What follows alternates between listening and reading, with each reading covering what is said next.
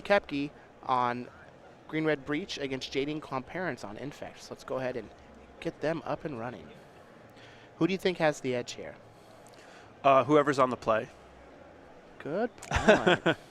I think this is just going to be, you know, Devin has a little bit of interaction. You know, he has those chalices. He has Anger of the Gods. But I think it's, in a lot of ways, it's going to be like two ships passing through the night. And I think that Jadine is the slightly faster deck, so she's likely to come out ahead. But a well-timed Anger of the Gods can really swing tempo in Devin's favor. So I feel like that's basically what it's going to hinge on. Jadine's going to lead off with an Inkmoth Nexus. On Devin's first turn, he'll shock with a Stomping Ground, fall to 18, and suspend Search for Tomorrow with 2 counters on it. Jadine's going to use a Windswept Teeth and fall down to 17, finding a copy of Breeding Pool. Let's see if we're just going to attack with an Inkmoth Nexus or add some creatures to our board. So I would definitely prefer to have something like a Blighted Agent here, but it looks like it's just going to be an attack with the Inkmoth Nexus. And the Infect deck, it only has 12 creatures with Infect, including the Inkmoth Nexus, so it's pretty typical for them to have only 1 in their draw. All right, well, Devin just has a second copy of Search for Tomorrow along with the Valakut and the Molten Pinnacle, and going to pass the turn back to Jadine. Let's see if Jadine is able to apply some pressure or maybe even kill her opponent here. So one thing that's nice about this Inkmoth Nexus is it does dodge Anger of the Gods. You know, Anger of the Gods being a sorcery means it's always going to miss this Inkmoth Nexus. So while Inkmoth Nexus is the more, it's a clunkier attacker because it uses Jadine's mana, it is also her most resilient threat in this scenario. All right, so Jadine is just going to activate her Inkmoth Nexus, pump it with a Pendelhaven to make it a 2/3, get in 2 points of Infect damage. That's going to knock Devin still at 18 life, but now he has 3 poison. On his upkeep, Search for Tomorrow is going to resolve. He's going to search out a mountain. Let's see what he has for his third turn. In addition to Inkmoth Nexus dodging Anger of the Gods, it also dodges Primeval Titan, which is quite relevant as well.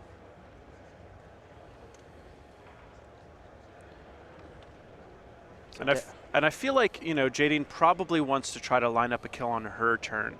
A lot of these red-green land decks, they can kill you on turn 4. So that's basically the target, you know, turn you want to kind of have in your head. Well, Devin's just going to play a mountain for his turn. Let's see what he's going to do. Some math is what it looks like. Yep. And I feel like Devin is probably not going to do anything particularly big on this turn. He's just going to look to set himself up for the following turn. And so I think what he's counting is just, you know, if I play a Primeval Titan next turn, what do I need in play right now? Oh, ooh, looks like he's well, just with gonna Simian do the Spirit breach Guide, this he can turn. do it this turn.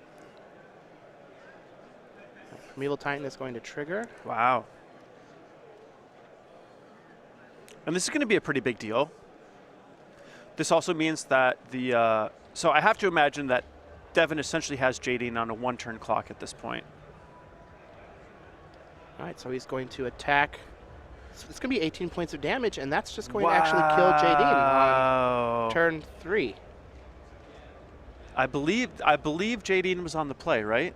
Yeah, that's turn 3. I think that was turn 3. Yeah, that is so crazy. Search for Tomorrow, put him at three lands. Land for the turn, land 4.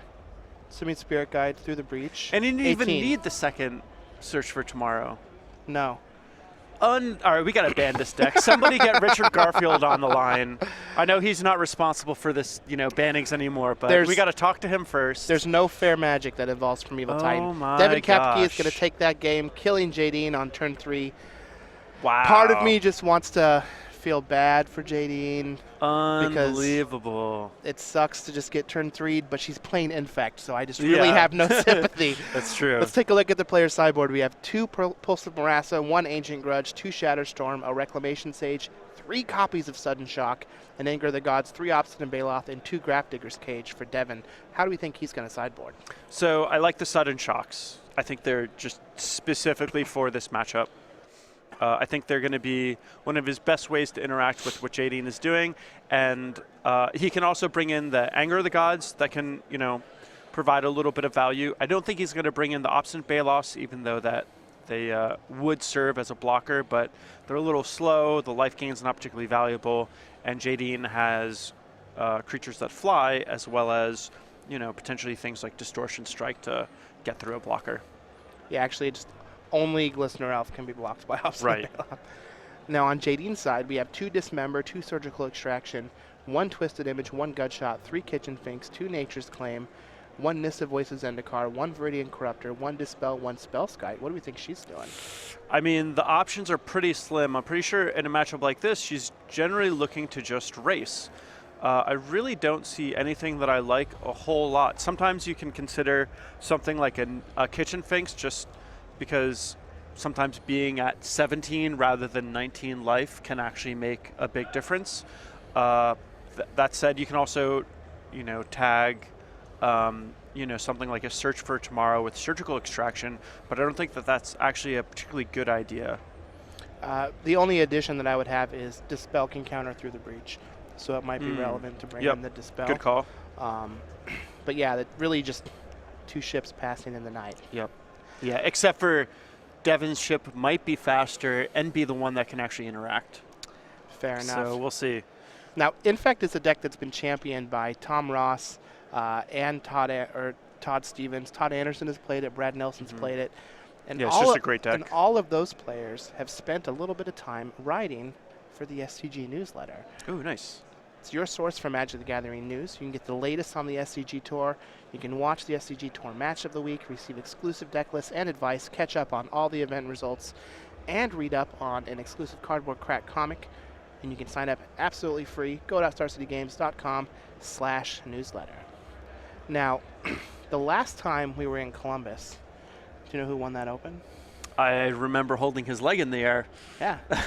Devin Koepke won the last time we were in Columbus.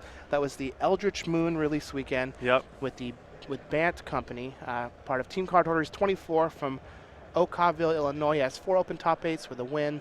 He didn't have internet until he was 21 years old. He will take on all comers in arm wrestling, and he owns a donkey named Waldo. Is this 2 lies and a truth, or 2 truths and a lie? What's the deal there? I call false on all accounts. All accounts. No internet until 21. That's kind of strange. Yeah, well, I mean, it sounds like he just grew up on a farm that, time traveled back like 1,000 years. Maybe. Who knows? Jadine does have a Windswept Teeth. Going to get a basic Force, fall down to 18, or down to 19, and play that Noble Hierarch. Actually, going back to game 1, if Jadine doesn't fetch for a shock there, because she never uses the blue mana, she doesn't lose on that attack and could potentially kill on her turn. Yeah. That's how close the margins in these games in Modern are. Yeah, I mean, that's true, but if you only have 1 fetch land in your blue-green deck, I mean, Jadine doesn't have that many blue cards, but you would have loved to have drawn like a Blighted Agent. Distortion Strike could have been relevant, and she has Spell Pierces in her deck. So if you only have access to 1 fetch land, I think you're better off getting the dual land. Could be. Hindsight's always 20/20. Hindsight is 20/20. All right, so Jadine is going to play a Pendlehaven and a Glistener Elf. Devin did suspend Search for Tomorrow on turn 1. Let's see if he has any action here on turn 2. I see through the breach and a green card, so we might have fireworks yet again. Nope, the green card was the Tri-Belter. Which does block, notably. Jadine, does have a trigger to make her elf into potentially a 3/4, but her Tri-Belter can just block and sack. This is a bit of a better start for Jadine, assuming she doesn't get tagged by Anger of the Gods. Anger of the Gods would be very, very good, but this hand of hers has a lot more mana, few more options. She's still at 19 rather than 18 life, has access to all of her colors of mana. And so she is just going to attack with that Glistener Elf, be a 3/3 from the 2 Exalted triggers on the Noble Hierarch. Devin will block it and fetch out a Mountain. Jadine will play a tapped breeding pool and pass the turn back. And if Devin has another Simian Spirit Guide, we could see a Through the Breach, on this turn, or just a hard cast Primeval Titan with a Simian Spirit Guide in Forest. Yeah, I mean, he just has to have a land to be able to play Through the Breach here because he had 2 mana accelerators. Yep. And he does play a bunch of summoners packs. He has a Wooded Foothills, but here it's an Anger of the Gods. Wow, brutal. This is going to be huge. And I like how he played his land first. It's pretty minor, but at least it gives him a way to play around Spell Pierce. So this is still the full 3-for-1, but Jadine gets to keep her Infect creature on the board. Yeah, so she Pendelhavens her Glistener Elf to make it a 2/3, and then Blossoming defenses it to make it a 4/5, so it lives through the Anger of the Gods. Jadine will attack with her Glistener Elf, pump it. Pendelhaven, going to be 2 points of poison. Devin's going to fall to 19 health and uses Wooded Foothills on Jadine's end step. And there's a good chance that on this turn, Devin just kills her. And that would mean that, if Devin is able to do that, it means that he was able to block on a turn, sweep on a turn, and then kill on the following turn, which is pretty unbelievable. Normally when you think of going for a turn 4 kill, you think of the deck, having sacrificed some of those early turns to be able to line that up. But Devin's kind of been able to do something interactive on every turn thus far. Well, there is a Valakut. Oh, he doesn't have anything. Yeah. Just going to pass the turn back. So this has got to be a huge sigh of relief for Jadine. She certainly knew that there was potential for Devin to just slam a Primeval Titan and essentially end the game. Although this can't be, she's got to feel pretty bad after that too. Yeah. So Pendelhaven's going to try and pump. Listener Elf, Sudden Shock will take care of it. Devin does have 5 mountains and a Valakut on the battlefield. Every mountain, oh, he has a forest, never mind. He only has 4 mountains. There's the 5th. Are we just going to get a Grey Ogre? All right, Grey Ogre. I would have liked to have seen him cast Through the Breach so that creature would have been able to get 2 damage on this turn. I think that would have been a good play. All right, Simian Spirit Guide for Devin, just a 3-mana 2/2. Devin now has 3 Through the Breaches in his hand. And the clock is ticking. Attack for 2, knock Jadine down to 17. Yep. Jadine's going to fall to 16 with the fetch land activation. He'll get another tapped breeding pool. And one of the things I like about this red-green Through the Breach deck is now that we're at this state, and if you look at the red-green Through the Breach deck as a combo deck, you would think, all right, they've spent most of their hand. They're kind of out of gas right now. It's going to take a long time for them to be able to set something up that's powerful. But because Valakut is in play, and basically every single card in Devin's deck is a land, he's just going to be able to bolt something basically every turn, which is pretty sweet. It allows him to play the explosive combo style as well as a more attrition-y style quite well. Right. Jadine finds a Glistener Elf. Devin's going to cast Through the Breach on Jadine's end step. With no creature in hand, prompting the Dispel from Jadine. What a master. I mean, you got 3, you might as well. You might as well. Oh, there's a Valakut. So what a great play by Devin Koepke, though. Jeez.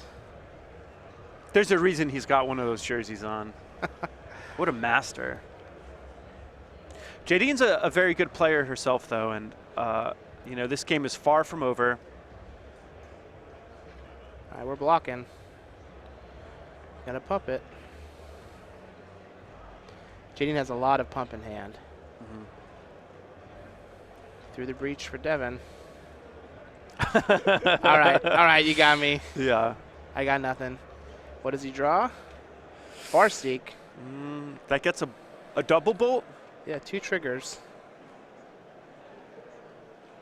Be really nice if that thing was instant speed. That'd be pretty nice. A Sakura Tribe Elder would have actually been a great draw this turn. Yeah. Although that Inkmoth Nexus is poised to potentially just end the game if Jadine has a bunch of pump in her hand. Yep. And we see that in Devin's all lands deck, he's kind of drawn a lot of lands. He really needed to find a Primeval Titan this game, and he basically has 7 copies of it because he does have 3 Summoners packs.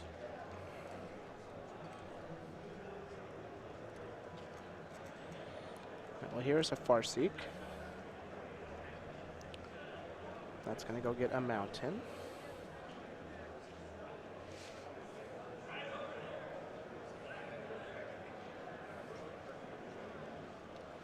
And I feel like he's got to send at least one of these triggers at the Glistener Elf. Just to make Jadine use a card in her hand. Yeah, I mean, she might just let it die, saying, I've got enough mana, I'm just going to protect my Inkmoth Nexus. And she does. But still a small victory for Devin. But this means that there's a good chance that Devin is just dead here.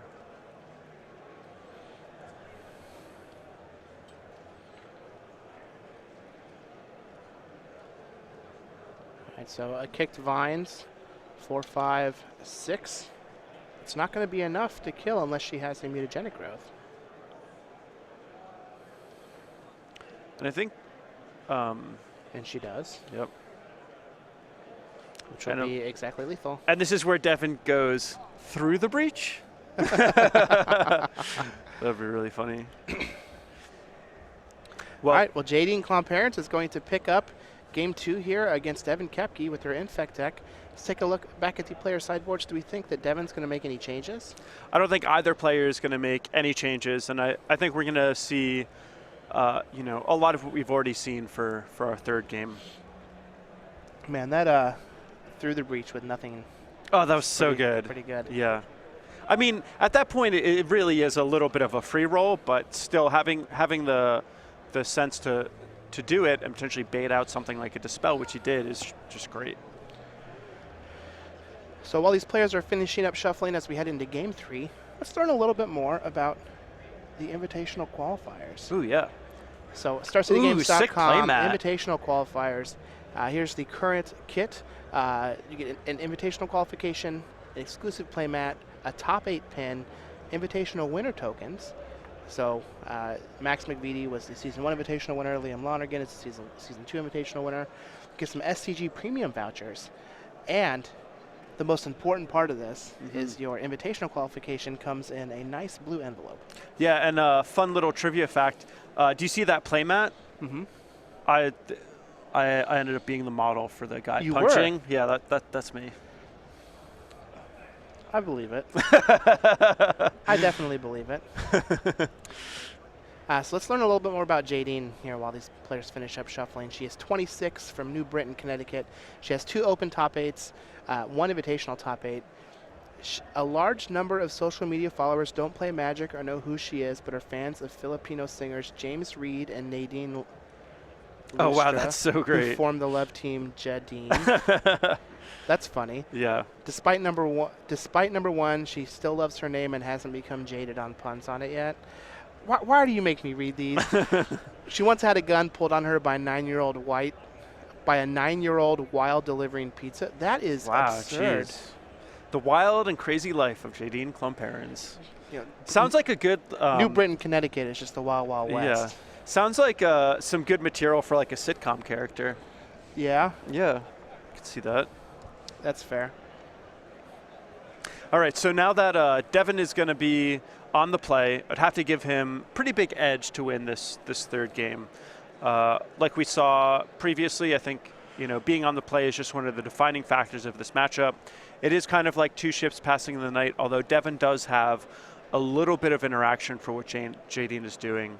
So the fact that he can pair a little bit of interaction with being on the play, I think is going to bode very well for him. Yeah, the Anger of the Gods in the second game was huge. Yeah. Sudden Shock is great interaction. He was just missing some pieces of the puzzle. Yeah. Both players are going to keep their opening 7. Devin's going to lead off on a tapped land. Looks like it's a Valakut, the Molten Pinnacle. Jadine is going to start off with a Probe. We've got Through the Breach, Primeval Titan, Farseek, Anger of the Gods, Wooded Foothills, Primeval Titan. And that's not a bad set of cards. Yeah, essentially 3 lands and a powerful removal spell. So Jadine might be able to play around this by leading with an Inkmoth Nexus. but a lot of her best draws involve Noble Hierarch, so that's got to be a little disappointing for her. So Jadine will fall to 18 from the Pain of Life for the Gitaxian Probe. Let's see what she does on her first turn. I'm just going to go to 16 and draw another card. Don't need that life anyway. We might be setting up trying to kill with Become Immense before Anger of the Gods becomes relevant. Yeah, and the other thing is Jadine may just play one threat, get a little bit of damage in, and then just let it die to Anger of the Gods. You know, that's not completely unreasonable.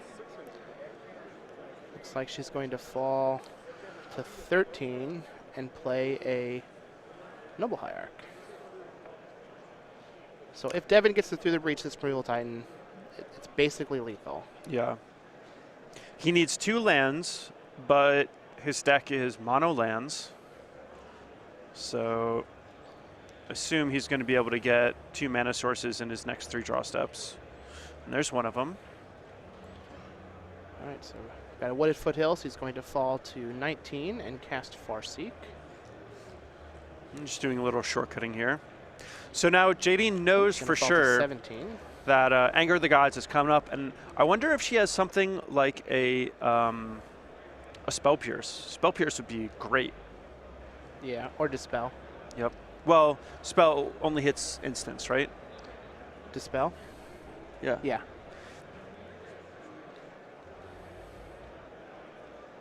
Oh, for the Anger of the Gods? Mm-hmm. All right, well, there's another land. Wow. And so Devin's potentially able to go turn 3 Anger of the Gods, turn 4 through the Breach Primeval Titan.